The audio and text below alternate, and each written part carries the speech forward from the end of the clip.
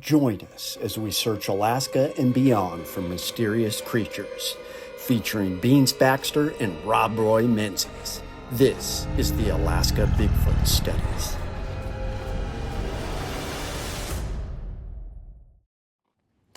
Hey guys, it's Chuke here with the Alaska Bigfoot Studies. Now, doing these expeditions, one thing I have been thinking of and something I'm exploring is the idea of these wolf creatures, the Dogman, and it leads us into the world of shapeshifters, which from all the research I have done, these wolf creatures are related to the shapeshifters and they are not benevolent. They fall into the realm of actual evil creatures.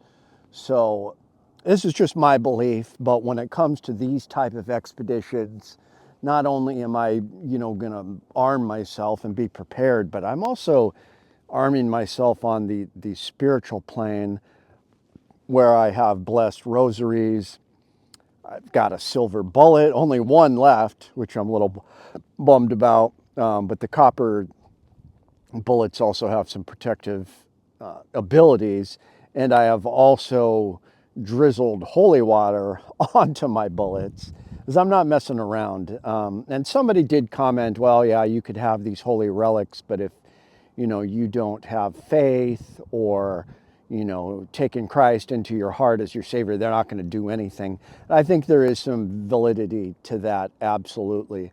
All right, so we're here at the Bigfoot Art Gallery. Rob Roy has been so busy that we have to film backstage now because so many people are coming in framing, right? They're getting it's kind of slowing down now, but there's still people coming in. It's just a little quieter back here, and Christmas projects. Christmas, and customer comes in your interview. I get distracted. So yeah, I just want to. This is part of my Christmas break. We're filming in the back here, so this is the shop. This is where everything happens. So it's actually pretty cool. Very cool, and we even have a Bigfoot suit. Oh yeah, right there. The Bigfoot creepy clown. Creepy clown.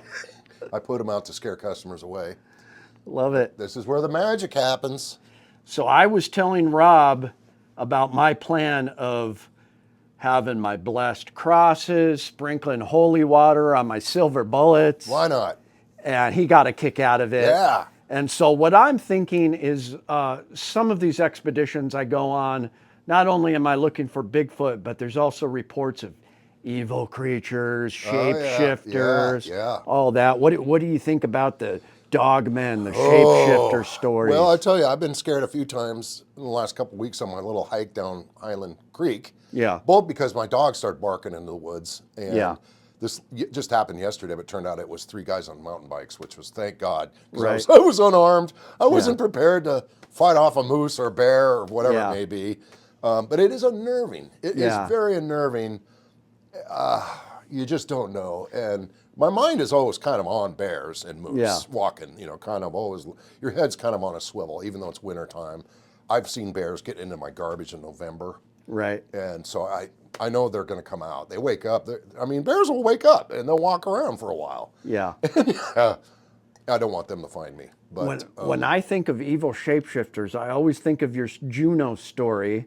Oh, at that creek. Yep. And even though you didn't see it, you heard the bellow, you heard the whoosh over your head. Yeah, the shadow went woof, flew over everybody. When I hear that story, I imagine like a massive bat or mothman. Like a mothman. I mean, even back then, that's what I was thinking, was like this entity with wings or something. The way all these guys described it. And the fact, and you got to believe, these guys, they were armed to the teeth.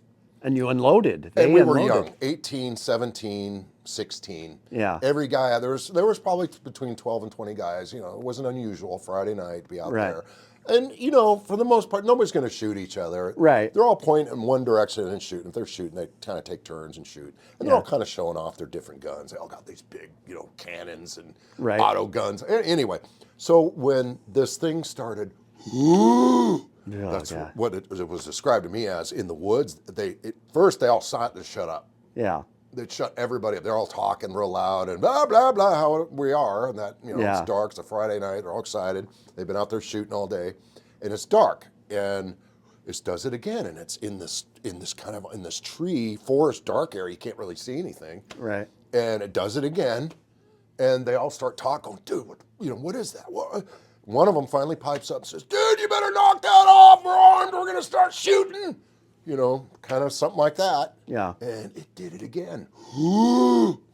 And the couple friends that were there told me it was like a movie. It's like nobody said a word. Yeah. They all just started, they're just scared. Right. They all just started lighting up, just shooting, boom, boom, into this forest that the sound is coming in. That reminds me of the original Predator movie. Like Predator, yeah. When they just unloaded like into the forest. For it, right? Yeah. Boom, boom, boom, boom. Everyone's just shooting, this shit flying away. And they all stop. Nobody says a word. And then this thing goes, whoo, and then shoots off over their head. And you just hear the swishing. And they heard the swishing, and they saw, my one buddy said it was just like a shadow. They couldn't tell what it was. Wow. It was like a giant shadow, like the size of a bug, a Volkswagen bug. Right. Large, not like a little bird or something. This was huge. But it made that weird, whoo, is how it was just like something heavy breathing, but then it creepy. just takes off. Flying. And they shot, yeah. They were shooting at 12 gauges, mini 14s, 44s. They're all just, dang. if you were, I don't know. I don't know what that could have been, but that was very unusual. So things like that, creepy. Scary because it's beyond our imagination. It's beyond our mind realm of thinking. It's not in our reality. And it's creepy. It is creepy. So I don't blame you for getting your silver bullets and your. Yeah. I'm hanging out with Chuke if I'm going hiking in the woods and creepy, haunted house or something. Yeah. Chuke's coming with me. Definitely. He's got the holy water now. So yeah, I think I don't really. I laugh at it, but I don't laugh at it. I think maybe it will come in handy. I hope not. I hope you're not in that position, but you never know. Yeah. Never know what people are going to run into. So. Interesting. Yeah. Well, check out the Bigfoot Art Gallery if you are in Palmer, Alaska. Yeah. If you are not, check out the website or the Facebook page. Send Rob a message, order a print, and we'll see you next time. See you next time, folks.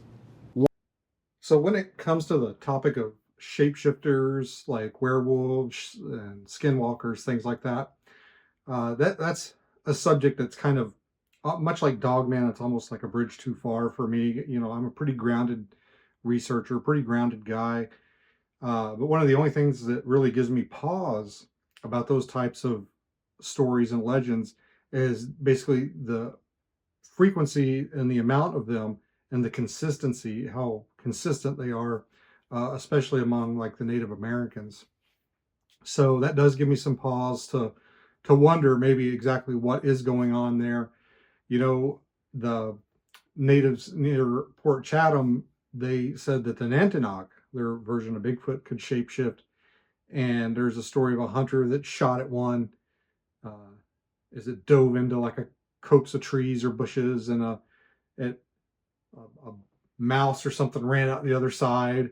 And the hunter said, well, the Nantinaq turned into the mouse and took off. And, like, as a grounded researcher, I'm like, well, what's more believable, that this creature can turn into a tiny mouse, or the mouse was already in the bushes and it just took off running? But again, they have those legends for a reason. There's something, I think, to it that at least led them to interpret those abilities and apply them to creatures like Nantinaq and skinwalkers and things like that. So I don't know. I think probably there is something to it. You run into the Hulk problem when you start talking about transformation, skinwalker, stuff like that. And that problem is basically, okay, Bruce Banner is a tiny, puny human, and when he turns into the Hulk, he gets much, much bigger.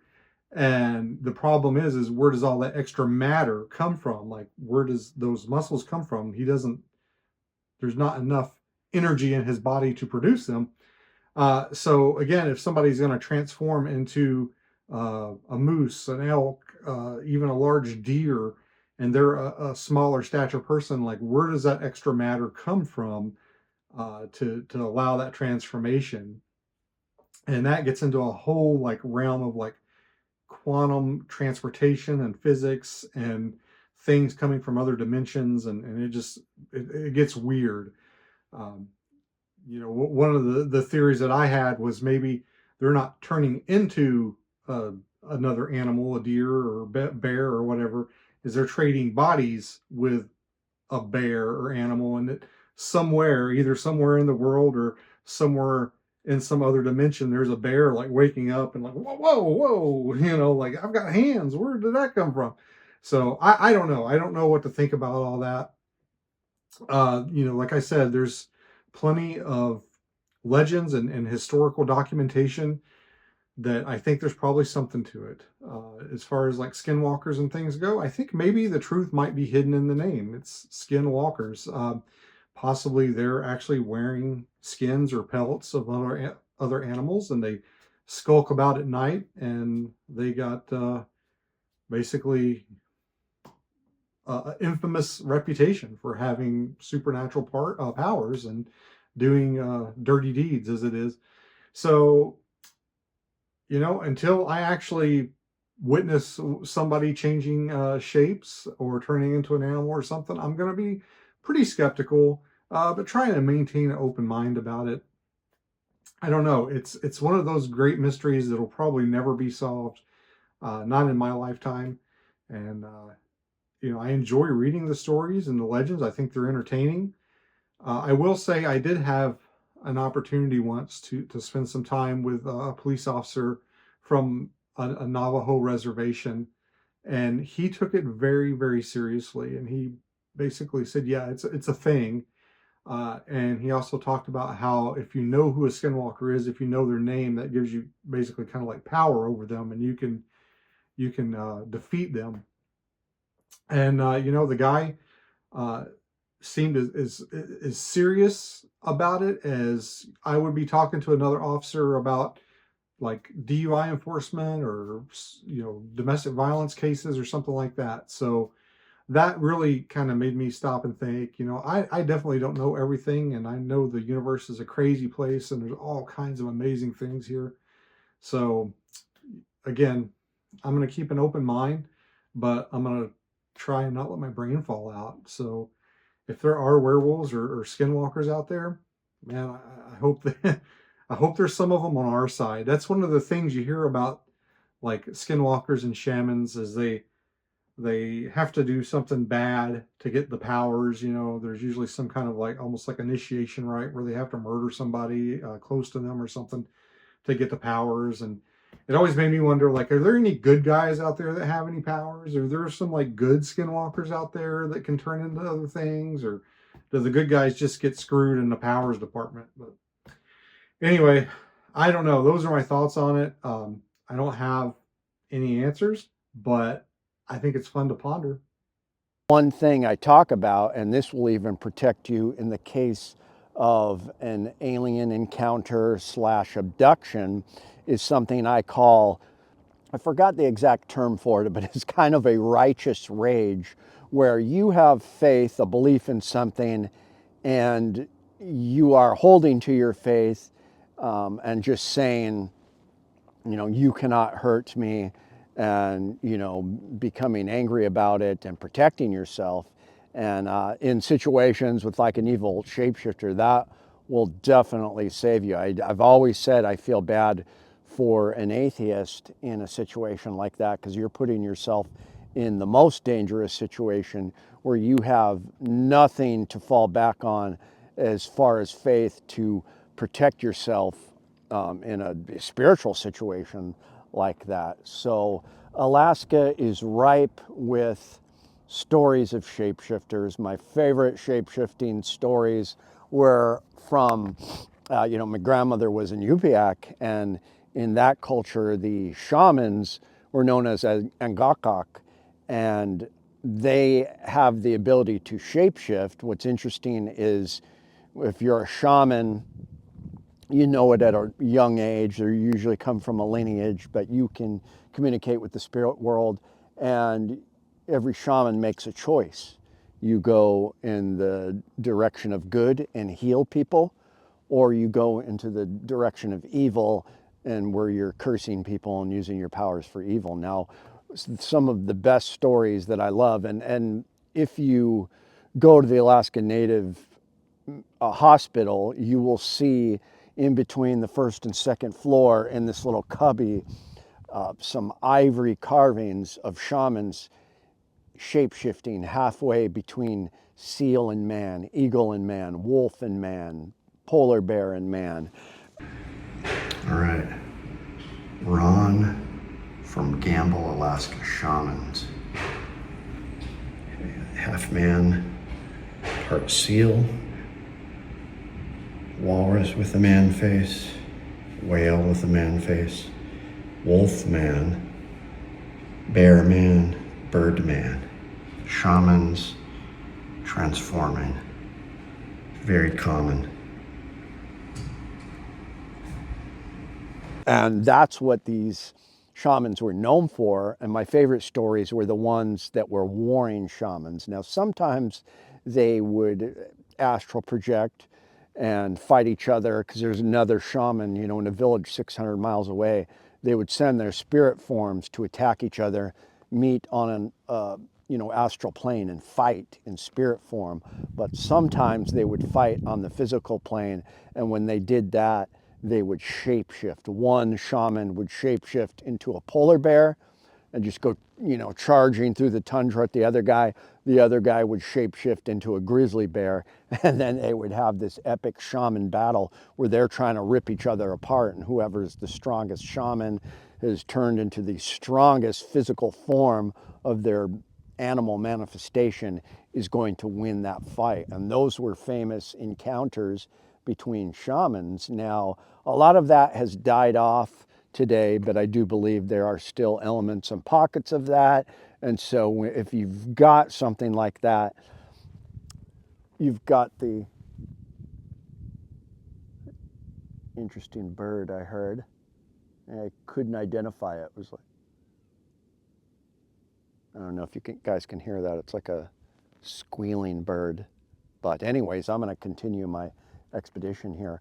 But when you have the possibility for a evil creature like that, then I think that some of them are still around, and there may be just some animals that people had been cursed or generations, and pockets of them where they're just like these giant wolves or wolf men, because we definitely have the Dogman sightings up here. In fact, that's the only sighting I've personally had of a cryptid in Alaska, was on Kasugi Ridge when I saw this. I thought it was a mountain lion, but it had big kangaroo ears, and it was just doing this predator-like thing up on this rock. I'm watching it through my rifle scope, just like, what the heck is that? And the picture I drew of it, someone said, that's like a Dogman I saw in Minnesota. So that was pretty interesting. So these things do exist, I believe. And I'm not going to, go on an expedition like this without several forms of backup, including on the spiritual plane. So I'm going to continue going around. We're losing light pretty quickly here in the Alaskan afternoon. It will be dark soon. I'm a couple miles back, so I'm going to poke around and see what I can see. But thank you for tuning in. I'll see you guys next time.